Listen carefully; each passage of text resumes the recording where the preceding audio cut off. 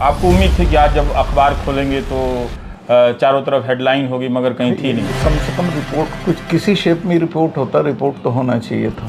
और राष्ट्रीय सुरक्षा सलाहकार ने फ़ोन किया कि आप चुप रहिए। इसका जानने का एक ही तरीका है कि मुझे चुप करके वो बोले। हाँ। और वो जब बोले तो पता चल गया कि किस तरफ ले जा रहे हैं चीज़ें।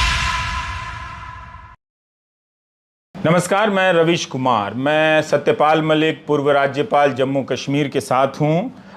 इसलिए साथ हूँ कि करण थापर के साथ सत्यपाल मलिक जी ने जो कहा है प्रधानमंत्री की भूमिका के बारे में, राष्ट्रीय सुरक्षा सलाहकार की भूमिका के बारे में, मगर उससे भी ज़्यादा इसलिए भी आज इनके साथ हूँ कि एक पूर्व राज्यपाल का बयान आता है। उस बयान की अपने आप में बहुत गंभीरता है, लेकिन इसके बाद भी इस गौरवशाली लोकतंत्र वाले इस देश में ज़्यादातर मीडिया उस खबर को नहीं दिखा, इनके इंटरव्यू की कहीं चर्चा नहीं होती है, ज़्यादातर अखबारों में वो खबर गायब कर दी जाती है। तो ये बात ऑन रिकॉर्ड रहे, ताकि जब सत्यानाश के समय आपको लगे कि क्या किसी ने भी नहीं कहा, तो ऐसा ना हो, ये रिकॉर्ड 0/0 ना रहे। इसलिए मैं आया हूँ ताकि आपको पता रहे कि कोई था। और करण थापर के बाद और भी शायद लोग आएँ, लेकिन ये वाकई दुख की बात है कि आपने इतना गंभीर बयान दिया। और आज जब आपको उम्मीद थी कि आज जब अखबार खोलेंगे तो चारों तरफ हेडलाइन होगी, मगर कहीं थी नहीं। कम से कम रिपोर्ट कुछ किसी शेप में रिपोर्ट होता, रिपोर्ट तो होना चाहिए था। किसी भी शेप में रिपोर्ट किसी भी शेप में नहीं हुआ, कहीं नहीं हुआ, सिवाय एक टेलीग्राफ कलकत्ता के अलावा। तो आपने ऐसा कोई दौर देखा है आपातकाल के समय, उसके बाद में कि कोई वरिष्ठ नेता बयान दे रहे हों प्रधानमंत्री के? इशू बयान का सवाल नहीं है, इशू कितना इम्पोर्टेंट था।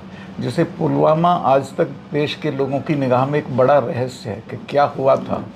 उसमें जो हमारी गलतियां थीं उनको मैंने एडमिट किया था। और मैंने इनको, जब ये निकले वहाँ से कॉर्बेट पार्क से बाहर, तो इन्होंने ढाबे से मुझे फ़ोन किया और पूछा सतपाल भाई क्या हुआ। मैं कहा ऐसे ऐसे हुआ, लेकिन इसमें हमारी भी गलती थी। तो उन्होंने कहा अभी चुप रहो, मैं आ जाऊँ दिल्ली तब बात करेंगे। फिर मुझे NSA का फ़ोन गया, उसने कहा सतपाल भाई इस पर बोलना नहीं है अभी कुछ। मैं कहा ठीक है नहीं बोलना। बट द फैक्ट वॉज कि CRPF ने इतना बड़ा काफिला कभी सड़क से नहीं जाता है। इनसे जहाज़ मांगे थे होम मिनिस्ट्री से, जो 5 एयरप्लेन होने, मेरे से मांगते तो मैं कर देता, लेकिन मैं लूप में ही नहीं था। उन्होंने अपना मिनिस्ट्री में मांगे, मिनिस्ट्री ने मना कर दिया, तो वो सड़क से चल दिए। फिर उसमें और हमारी कमियां थी, जिसमें जहाँ से ये घटना हुई, जहाँ वो गाड़ी घुसी थी, वो 10 किलोमीटर के स्ट्रेच पे 8-10 लिंक रोड उसमें आके मिलती हैं। हर जगह कहीं भी that was not being manned, कहीं जिप्सी नहीं थी, कोई रोकने वाला नहीं था, कोई ले जाओ अंदर घुस जाओ। तो बहुत हमारी कमियां थी। उस जगह पे जो आप कह रहे हैं कि 10 और सड़कें आकर मिल रही हैं, उन सड़कों पर कोई बहुत ज़्यादा सुरक्षा नहीं थी। सुरक्षा नहीं थी। पर चूंकि आप राज्यपाल रहे हैं, तो जो काफिला गुजरने की जो प्रक्रिया होती है वो किस तरह की होती है? तो वो सारे रास्ते बंद होते हैं तभी वो काफिला गुजरता है? प्रोटोकॉल तो कुछ होगा उसका? जब वो निकलता है, हाँ, उस वक्त एक जिप्सी वहाँ खड़ी हो जाती है, जो साइड लेन्स आती हैं उन्हें रोकने के लिए। जब निकल जाता है तब उसको खोलते हैं। तो अगर ये जांच हो, अगर ये सारी बातें साबित की जा सकती हैं कि वहाँ पर कोई जिप्सी खड़ी नहीं थी उन 10 या 10 में से, मैं तो खुद गया, मैंने मालूम किया कोई gypsy, no place was manned. तो इसका पुलवामा के पूरे मामले की जांच होनी चाहिए थी कि क्यों 900 लोग सड़क से जा रहे थे, जबकि इनका प्रोटोकॉल है सब फोर्सेस का कि वो एक साथ सड़क से इतनी नफरी को लेकर नहीं चलते हैं। वो इसलिए कि उन्होंने प्लेन मांगा, प्लेन होम मिनिस्ट्री ने मना कर दिया। असली जिम्मेवारी ये थी होम मिनिस्ट्री वाली। पर सतपाल मलिक जी, आप प्रोटोकॉल की बात कर रहे हैं, ये बात आपने तब भी कही थी टेलीविज़न में जब आप फ़ोन से इंटरव्यू दे रहे थे कि प्रोटोकॉल है कि इतनी गाड़ियां एक साथ काफिला लेकर कोई नहीं निकलती हैं, गाड़ियां जो हैं। पर ये प्रोटोकॉल है क्या? वाकई में ऐसा कुछ है? नहीं, ऐसा रिवाज है, मैं जानता नहीं कि लिखित है कि नहीं है, लेकिन इतना बड़ा काफिला सड़क से नहीं गुजरता है फोर्सेस का एक साथ नहीं गुजरता है। तो पहले भी हेलीकॉप्टर का इस्तेमाल होता रहा है, एयरक्राफ्ट, हेलीकॉप्टर का टुकड़े टुकड़े में जाते थे, पर इतना बड़ा काफिला रेयर है एक तरह से। जी। पर ये आप जो कह रहे हैं कि गृह मंत्रालय से हेलीकॉप्टर की मांग हुई, प्लेन की मांग, अगर वो मुझसे मांगते तो मैं आधे घंटे में इंतजाम करा देता। कोई मुश्किल काम नहीं था। तो इस जानकारी का एक्सेस कैसे है? मतलब क्या सीआरपीएफ और गृह मंत्रालय के बीच में पत्राचार हो रहा था? नहीं, मुझे ये सीआरपीएफ के लोगों ने बताया कि साहब हमने तो प्लेन मांगा था, अगर हमको प्लेन मिल जाते तो हम सड़क से आते ही नहीं।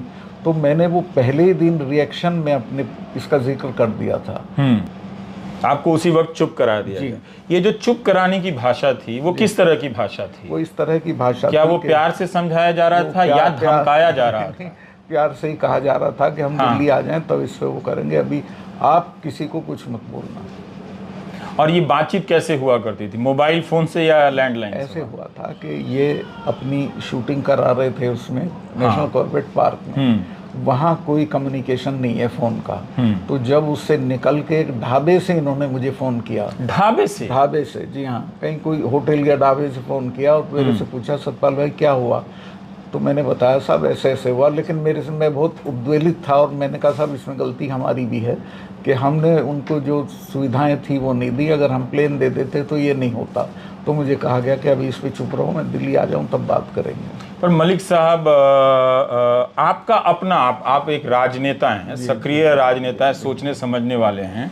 जब ये चुप कराया गया तो कुछ खटका था आपको? मैं समझ गया था कि ये क्या है, चुनाव से कुछ रिश्ता है। ये है कि जो है वो नहीं बताया जाएगा, जो है वो नहीं बताया जा रहा है। आप काफी कुछ समझ गए। राष्ट्रीय सुरक्षा सलाहकार का फोन प्रधानमंत्री के बाद आया। और कितनी देर के बाद आपने प्रधानमंत्री को पहली बार संपर्क किया था घटना हो जाने के बाद? क्या आप बहुत फोन मिला रहे थे? मैं तो उनको कर नहीं सकता था चूंकि वो अवेलेबल नहीं थे फोन पे। उन्हीं का फोन आया था, तब तक मैं 1-2 चैनल को ये बता चुका था बात। अच्छा, आप उनको अप्रोच नहीं कर सकते थे? उनका फोन आया और उनका फोन घटना की कितनी देर बाद आया? घटना के आया होगा 1 घंटे बाद। 1 घंटे बाद आया होगा, क्योंकि ये ज़रूरी है जानना, क्योंकि ये बात कही जाती है कि जहां वो शूटिंग कर रहे थे वहाँ फ़ोन नहीं था। ऐसी चर्चाएं कई बार छपी हैं। हम यहाँ पर आपका इंटरव्यू रिकॉर्ड कर रहे हैं, आसपास बहुत सारा फ़ोन है, आपका भी है, हमारा भी है, साइलेंट है, पर आमतौर पे बंद कर दिया जाता है। कॉर्पोरेट पार्क में मैं खुद गया हूँ, वहाँ फ़ोन की एक्सेसिबिलिटी नहीं है। पर प्रधानमंत्री हैं आप, एक परमाणु ताकत से लैस देश के प्रधानमंत्री हैं, आप कहाँ ऐसे चले जाएंगे? फिल्म बनवा रहे थे अपने पे, ये उनके लिए इम्पोर्टेंट नहीं था। ये उनके लिए इम्पोर्टेंट नहीं था। तो वॉकी टॉकी बहुत सारी चीजें होती हैं, बिना संचार के तो वहाँ नहीं हो सकते। नहीं, लेकिन वो चाहते तो वहाँ सुविधा हो सकती थी। वो चाहते तो वहाँ सुविधा हो सकती थी, मगर ऐसा कोई क्यों चाहेगा? कोई राजनेता, कोई राज्यपाल, शूटिंग ही तो करनी है। क्यों डिस्टर्ब होना उसी शूटिंग पे? एक विदेशी जर्नलिस्ट था जो इनकी शूटिंग कर रहा था और उसकी हिदायत थी कि आप होंगे और मैं होऊंगा और कोई नहीं होगा। पर आसपास सिक्योरिटी वाले तो होंगे, पर उस चक्र में तो कम्युनिकेशन तो हो सकता था। अब मैं नहीं जानता वहाँ क्या थी, वहाँ आप नहीं जानते हैं, पर आपकी बातों से मुझे लगा कि काफ़ी कुछ जानना चाहिए, कॉल डिटेल से जानना चाहिए कि कब फ़ोन आया है, उन्होंने कितनी बार फ़ोन किया था? मुझे 1 ही बार किया बाहर निकलने के बाद। और उसके बाद इस मसले पर आपसे कोई दोबारा कोई बातचीत नहीं? तो आके इन्होंने जो अपना स्टैंड लेना था वो ले लिया और मैं समझ गया कि ये, तो मैं चुप हो गया। और आपसे कोई फिर बातचीत नहीं हो रही थी? ये शहीदों के जो पार्थिव शरीर दिल्ली लाए जाने थे, उस प्रक्रिया में भी आपसे कोई बात नहीं कर रहा था? उसमें राजनाथ जी गए थे उनको लास्ट वो देने के लिए कंधा, उसमें मैं उनके साथ था कॉफिन को कंधा देने में। और घटना के बाद आपको पता चला कि 5 जहाज की मांग हुई थी गृह मंत्रालय? घटना के तत्काल बाद मुझे पता चला। लेकिन हम इसीलिए मैं रिएक्ट भी कर गया जब मेरी इनसे बात हुई। इन्हें पता चल गया होगा कि मैंने कुछ कहा, वो NSA ने बताया होगा कि मैंने इस तरह का कुछ कह दिया, तो उन्होंने कहा नहीं अब चुप रहिए इस पर। पर सतपाल जी, एक सवाल है, मैं फ्रंटलाइन पढ़ रहा था, जो 1 साल बाद, घटना के 1 साल बाद उनकी रिपोर्टिंग है, और उसमें लिखा है कि 1 साल तक पड़ताल के बाद उन्होंने ये खबर लिखी है। उसमें है कि 13 फरवरी तक, मतलब जनवरी से लेकर 13 फरवरी तक 11 बार इंटेलिजेंस की इनपुट थी कि आतंकी हमला हो सकता है इस तरह का, और लास्ट इनपुट जो है वो 13 फरवरी का है। क्या ये बात सबके साथ जब ये बात शेयर हो रही थी तो क्या इस तरह की कोई रणनीति नहीं बनी कि हमें ये काफिला मूव नहीं कराना चाहिए? या काफिले के बारे में कोई इनपुट नहीं था, जो बोलते हैं वो झूठ बोलते हैं। असल में ये जो गाड़ी वाला था जिसके पास ये विस्फोटक थे, ये तो 10 दिन से उस एरिया में घूम रहा था। और ये पता था? ये इनको नहीं, अगर पता था इनपुट वालों को तो ये पता होना चाहिए ना कि विस्फोटक से भरी गाड़ी घूम रही है यहाँ। और ये पता था तो फिर हर लिंक रोड मैन क्यों नहीं थी? तो इसकी भी जांच होनी चाहिए कि वो इंटेलिजेंस इस तरह की गाड़ी घूम रही थी विस्फोटक से भरकर। इंटेलिजेंस फेल्योर थी हम लोगों की, जिसमें मैं अपने को भी जिम्मेवार मानता हूं, जो कि अल्टीमेटली मैं वहाँ गवर्नर था।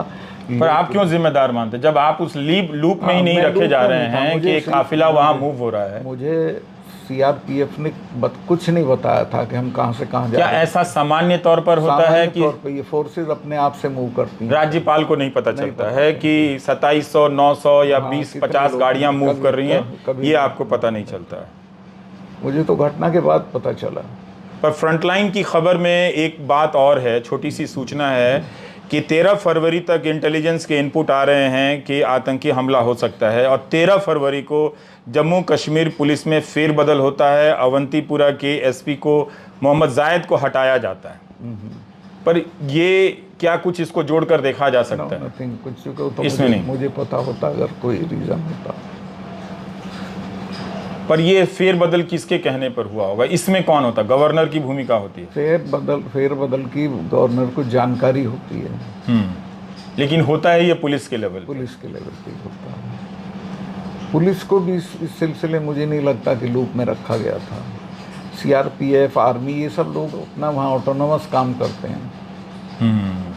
पर सतपाल मलिक जी, हम इसके बाद इन सब की अगर रिकॉर्ड देखी जाए, आप जो बात कह रहे हैं, तो क्या किसी फाइल पे आपने कुछ कहा, लिखा, बोला कि ये चीज़ें हैं हमारे? कुछ तो आपने रिपोर्ट सेंटर पर भेजी होगी। कुछ नहीं बोला ना लिखा, लेकिन एक बार जब ज्वाइंट फोर्सेस की मीटिंग हुई उसमें मैंने ये ज़रूर उठाया था और इनको सीआरपीएफ के लोगों को डांटा था जी कि आप लोगों को ये नहीं करना चाहिए था इस तरह का। पक्ष में था कि इसकी थोरो प्रोब हो, लेकिन यहाँ से कोई चाहता नहीं था कि इसकी जाँच हो फर्दर, क्योंकि हमारा एंगल बदल गया था। उस वक्त एंगल बदल गया था। पर एक चीज़ हमने नोट किया कि आप पहले दिन से लेकर आज तक कभी पाकिस्तान को आप बख्श नहीं रहे हैं, उसकी भूमिका को आप कभी माफ़ी नहीं दे रहे हैं। आप ये बार बार कह रहे हैं कि पाकिस्तान चाहता था कि वो हमला करे, लेकिन गलतियां हमारी तरफ से हुई हैं। पाकिस्तान चाहता नहीं था, लेकिन इतना बड़ा एक्सप्लोसिव चाहता था कि नहीं, इतनी तादाद में एक्सप्लोसिव बिना पाकिस्तान के यहाँ से लोकली नहीं प्रोक्योर हो सकता था। वो पाकिस्तान ने ही अरेंज कराया होगा किसी तरह से। और वो जो पकड़ा गया आदमी, जिसकी गाड़ी थी, मारा गया, पकड़ा के आइडेंटिफाई हुआ, उसके पाक कनेक्शंस थे। तो आपको, लेकिन मेरी शिकायत जिसमें आज भी ये है कि इसकी कोई थोरो इंक्वायरी नहीं हुई पूरे मामले की। क्या आपसे, हम अखबारों में पढ़ते रहते हैं, आज भी कांग्रेस ने कहा कि 4 साल में जांच हुई या नहीं हुई है, क्या आप आधिकारिक रूप से जानते हैं कि ऐसी कोई जांच चल रही है? आपसे कुछ पूछा गया? कुछ नहीं। आपसे कभी कुछ नहीं पूछा गया कि आपके क्या इनपुट्स थे? कुछ नहीं। तो फिर ये जानने का क्या तरीका है कि प्रधानमंत्री ने आपको कहा कि आपके बयान के अलावा कि आप चुप रहिए, और राष्ट्रीय सुरक्षा सलाहकार ने फोन किया कि आप चुप रहिए? इसका जानने का एक ही तरीका है कि मुझे चुप करके वो बोले। हाँ। और वो जब बोले तो पता चल गया कि किस तरफ ले जा रहे हैं चीज़ों को। मैं उसमें फिर दखल नहीं किया। आप कर नहीं सकते थे या आपको लग रहा था कि कर भी नहीं सकता था? भाई, जब केंद्र सरकार ये कह रही है कि ये पाकिस्तान का खेल है, तो मैं उसमें कैसे दखल करता? देशद्रोह हो जाता मेरे पार्ट पे तो उस वक्त बोलना। तो ये वाला पार्ट जो आप कह रहे हैं, इसमें देशद्रोह नहीं होगा? वो लोग तो कहेंगे कि ये भी, फिर भी ये भी देशद्रोह है। मैं तो उसमें बहुत उत्तेजित और बहुत डिस्टर्ब था, इसलिए बोल गया था शुरू के झटके में, लेकिन जब मुझे कहा गया तो मैं चुप हो गया। तो आपकी तो फिर भी प्रधानमंत्री से मुलाकात हुई थी, या राष्ट्रीय सुरक्षा सलाहकार डोभाल साहब से भी मुलाकात हुई होगी, तो कभी इस तरह की बात आपने? नहीं, मैंने फिर नहीं छेड़ा। फिर नहीं छेड़ा, और उन्होंने भी कुछ नहीं कहा कि चुप रहना है? सीआरपीएफ डायरेक्ट इनके नीचे आती थी, ये जिम्मेवार थे, ये जो चाहे करें। अगर पुलिस, जम्मू कश्मीर पुलिस की फेलियर होती तो सीधे सीधे मेरे हाथ में था।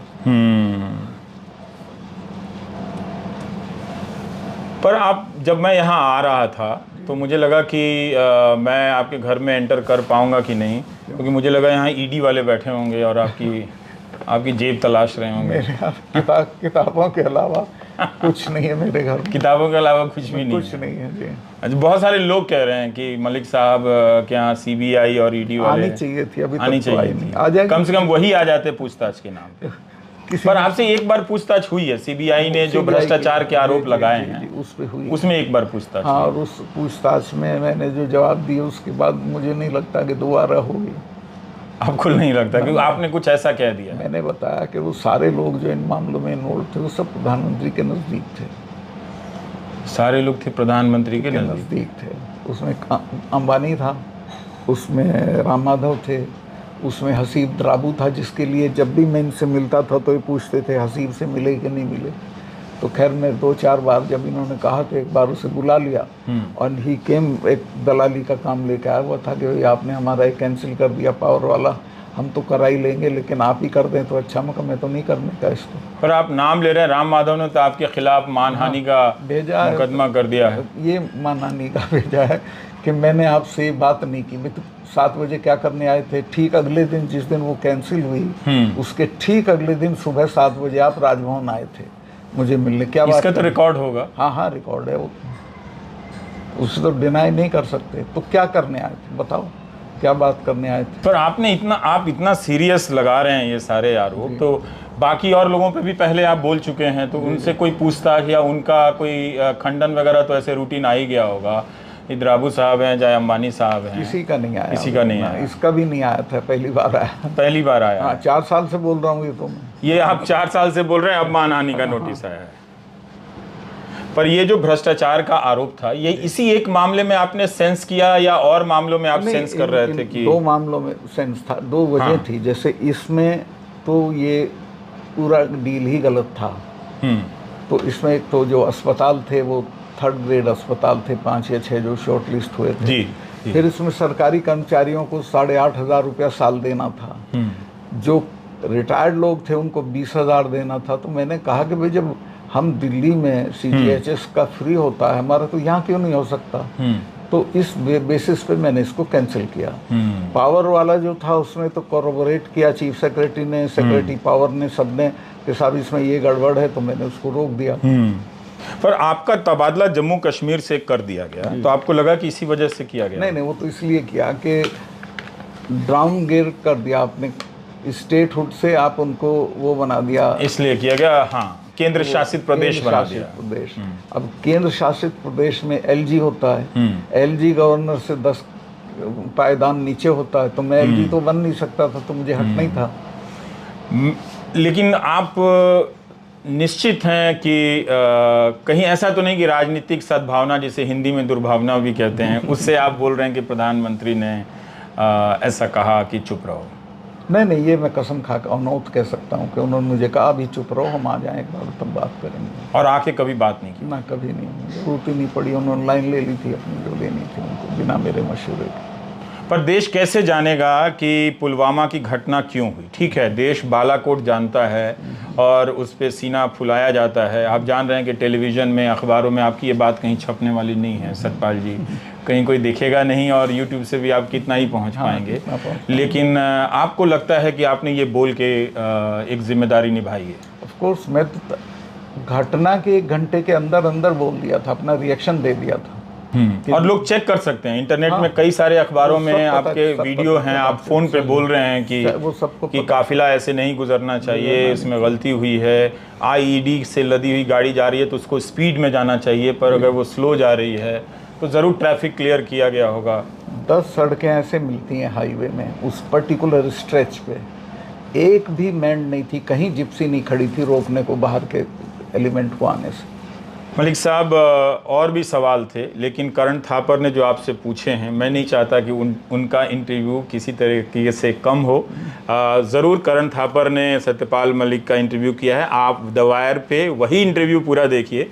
लेकिन जो बहुत सारे सवाल उभर कर आ रहे थे कि प्रधानमंत्री ने एक राज्यपाल से कहा कि आप चुप रहिए, राष्ट्रीय सुरक्षा सलाहकार ने कहा कि पाकिस्तान की तरफ जानी है, मतलब जिम्मेदार उसे ठहराना है। अभी ये नहीं उन्होंने कहा। हाँ। उन्होंने कहा कि अभी आप इस पे मत बोलिए, हम इस पे आके लाइन लेंगे। आके लाइन लेंगे, तो क्या लाइन लेना मुझे है? पता चल गया था क्या लाइन लेना।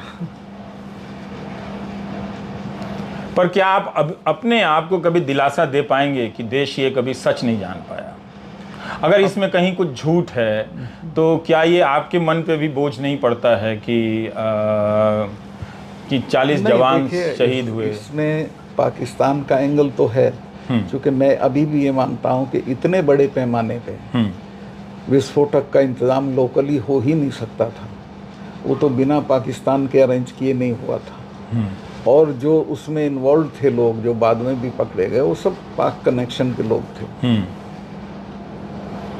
लेकिन जो हमारी असफलताएं हैं उनका तो हमको किसी को जिम्मेवार ठहरा के सज़ा देनी चाहिए थी, और उसका तो हमको अपने लिए महसूस करना चाहिए था कि हाँ, हमसे गलती हुई। पर आपके कार्यकाल में कभी आपकी जानकारी में काफिले को हेलीकॉप्टर या एयरक्राफ्ट कैरियर से शिफ्ट किया गया था? कभी नहीं मांगा गया। जब भी मेरे से मांगते तो मैं देता।